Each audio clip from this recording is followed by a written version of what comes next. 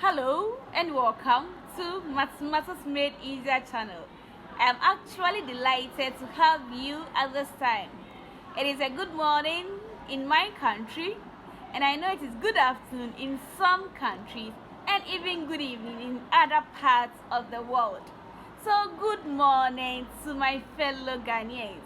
Alright, so for those joining me for the first time, a special welcome goes to you. If you are yet to subscribe, please look down there and click on the subscribe button to subscribe, and click on the notification bell to receive updates from me all the time. Great. Our discussion for today is on, as a teacher, how do you meet the learning needs of your students? Great. I can see some people trying to think so hard. Relax and listen to mine as I also wait for yours at the comment section. So as a teacher, how do you meet the learning needs of your students? It is very important because in my class, I have varieties of students. Okay, so I have auditory learners, I have visual learners, I have tactile learners, and I have kinesthetic learners. So all these students, how do you meet their learning needs?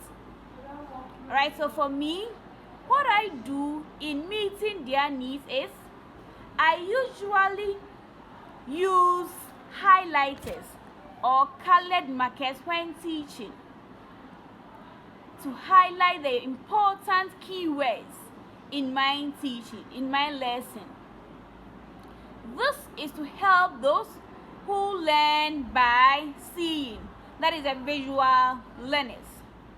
So for them, as they see, they remember. So I use highlighters or colored markers to highlight the important keywords in my lesson. Most at times too, I repeat the keywords with accuracy. So this is to help those who learn by hearing. Some students learn by hearing. As they hear, they remember. So I keep repeating the keywords in my lesson with accuracy. Alright? Then, at times too, or mostly, I also bring in a lot of TLMs to the classroom. Use so many things to teach them. This is to help the students to have a feel and touch and interact with these TLMs. And this is to help those who are tactile. They learn by touch. As they touch, they remember. They have a feel and they interact with these TLMs. It helps them to remember what they are learning. Then, for the kinesthetic learners, I use more of questioning and answers. So for them too, I ask questions more often. This is to keep them active. They are very active. They learn by doing. So this is to keep them very active throughout the lesson. Okay, so these are the things I do. Now, for my students, I assess them to know their abilities. So mostly, after knowing their strengths, I do what is called differentiation of instructions. So with this one, for the below average, I use what is called modification and adaptation in teaching them. And those that are above average, because for the below average, if I realize some students are not able to learn complex diagrams or they are not able to draw some graphs, I now bring in a lot lots of skill works to help them in drawing some graphs and some diagrams in mathematics.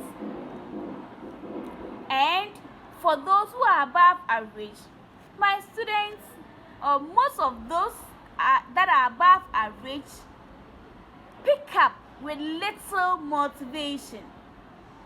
So I inspire them to learn more, so that I now concentrate on those who are below average. This is to help bring equity in the classroom, to ensure that everyone benefits equally. So these are the things that I do to help those who learn by seeing. I use highlighters or colored markers in teaching. So as they see, they remember. For those who learn by hearing, I keep repeating the key words in the lesson with accuracy. So as they hear, they remember what they learn. Those who are tactile, I bring a lot of TLMs in the classroom for them to have a touch and feel of what they are learning. So as they interact with these TLMs, they get to understand what they learn or what they are learning. For the kinesthetic learners too, I ask a lot of questions, so they learn by doing.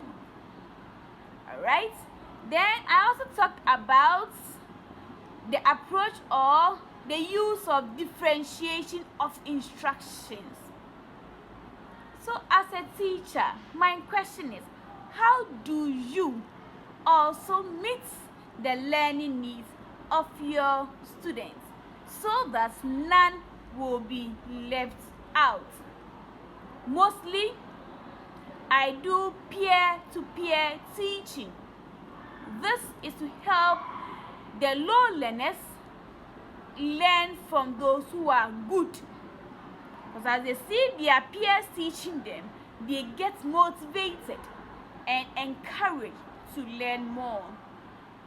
I also have a personal or one-to-one teaching with my students for those who need it.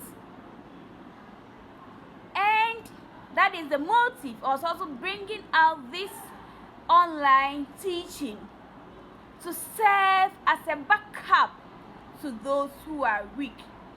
So as they close from school, I engage them online with my YouTube channel, with the app I have on Google Play Store named C Maths. So just search for C Maths on Google Play Store and learn. There are lots of materials there for you to learn. Then I also have Google Classroom for you. If you are interested in the Google Classroom, just email me or message me and I'll add you up to the Google Classroom. All these channels are free. This is to help students in mathematics. So you as a student too, you need to do a lot of practice on your own. Sit up and practice more on your own. Thank you so much for your attention and time. I believe this tutorial was helpful. It will help both the teachers and the students. And together, we will make the world a better place to live in. Thank you and see you next time. Bye.